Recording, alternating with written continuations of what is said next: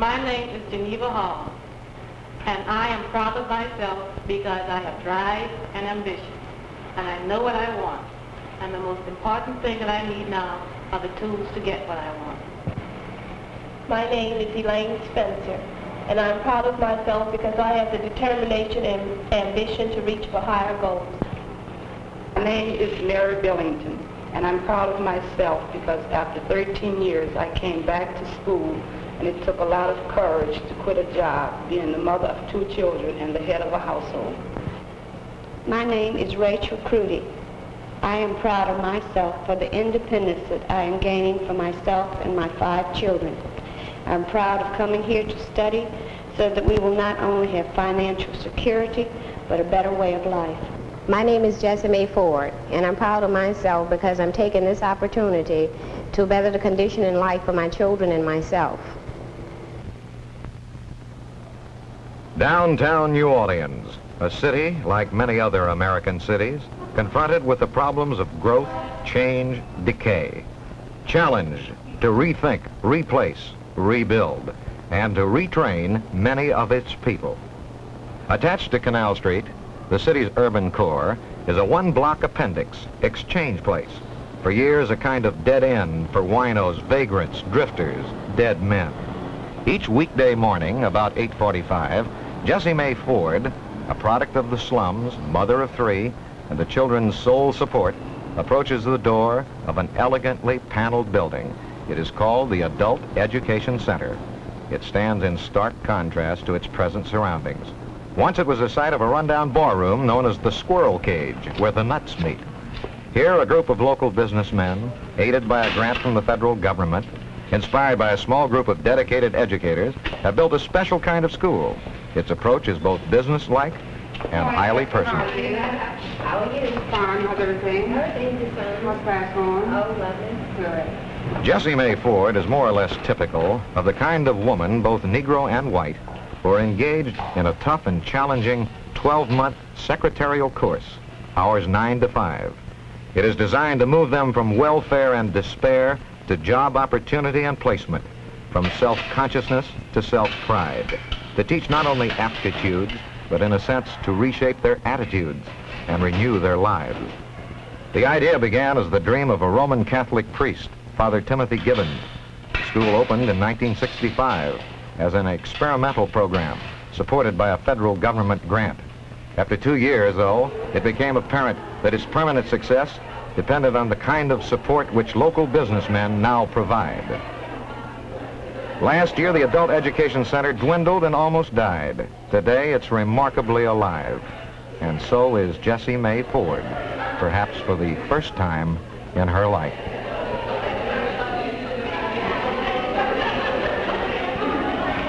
Please stand for the Pledge of Allegiance. This is a typical day in the life of Jessie Mae Ford, filmed as it happens, the way it happens, at the school that would not die. One nation, under God, indivisible, with liberty and justice for all. Please remain standing for the silent prayer. Let us bow our heads in a moment of silent prayer for world peace, domestic tranquility, and personal dignity.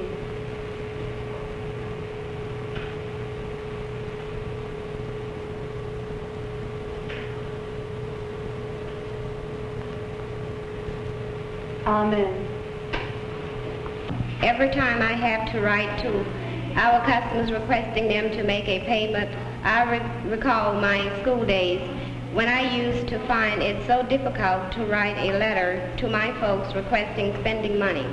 The teaching of shorthand is a basic part of the Adult Education Center curriculum. Them to send the money as soon as possible, if they could spare it. If they could not, they made me understand the reason why they could not do. Of course, in those days, The center sets high standards of performance, requires strict attendance rules, proper grooming and dress, and allows no shortcuts. The basic aim is simply to train students to meet the demands of higher salaried and responsible positions. 42% of the last class qualified for Steno GS4, the highest level rating in federal civil service. Dear Mr. Brown, as you know, we filled your order for envelopes as soon as you requested it. As you requested, we shipped these envelopes to your Los Angeles office. Your payment for these envelopes were due on August the 15th. We have written you several letters requesting payment, but we have not yet received your check or a satisfactory reason why you have not paid it. All right, open your books to page 63. We're going to take a 5-minute timing on 36D. Set your machines up for a 50 space line. Typing speeds, with few exceptions, range from 40 to 65. Definitely employable levels. There is also intensive instruction in English, spelling, mathematics, even personal cosmetics. Because many are Negro, they know they often must be better in appearance just to get in the door. Eyes on copy, ready, type.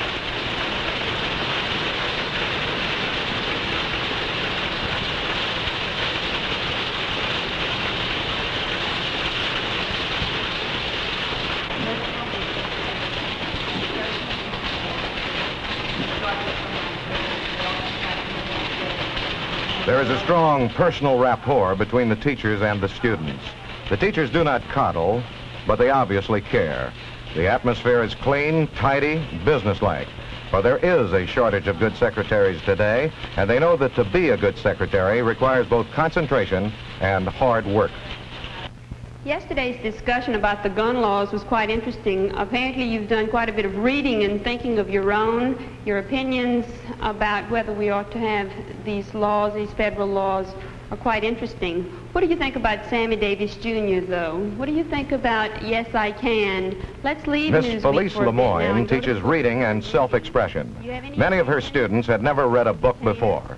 This year, they will read 14 in this course, as well as at least one news magazine weekly, and they will discuss what they've read and even argue about it. Most students increase their reading speed and comprehension at least 3 times over. Monopolizer on the stage. Jessie, do you have any comments? Yes, Sammy Davis Jr.'s childhood, he didn't, I can't say too much for that because he really didn't have too much of a childhood.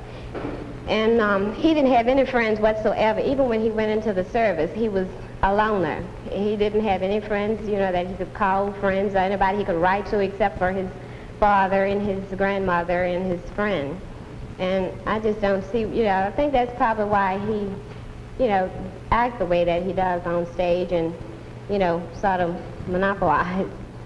I agree with Jessie. I think that children do need vegetables and things that she was saying in that. But I'd like to bring in the point about when she said something about him going into the service. He did find one friend, which was Sergeant Williams. He gave him a number of books to read, and every time he got into a fight or something, he tried to explain to him and to show him that he could not gain anything by fighting with his fist in that if he was to read and help himself this way, that he would gain a lot more and maybe make a lot more friends. Well, yesterday someone was saying that Sammy Davis probably was exaggerating a bit, saying that he didn't know what Negroes were, or he didn't know he was different from other people. And from my own experience when I was coming up, I didn't know what white people were. I thought I had never seen any. My father and my brother, my sister, they are all very fair. And I just classified them all as being very fair, bright people. I thought maybe white people would be like white, like a sheep. I didn't think I'd ever seen any before. Well, where was it that you lived? You know, here in Louisiana, that sounds strange to think of white people that way. Well, believe it or not, I was raised in Natchez, Mississippi. Well, I guess I believe that.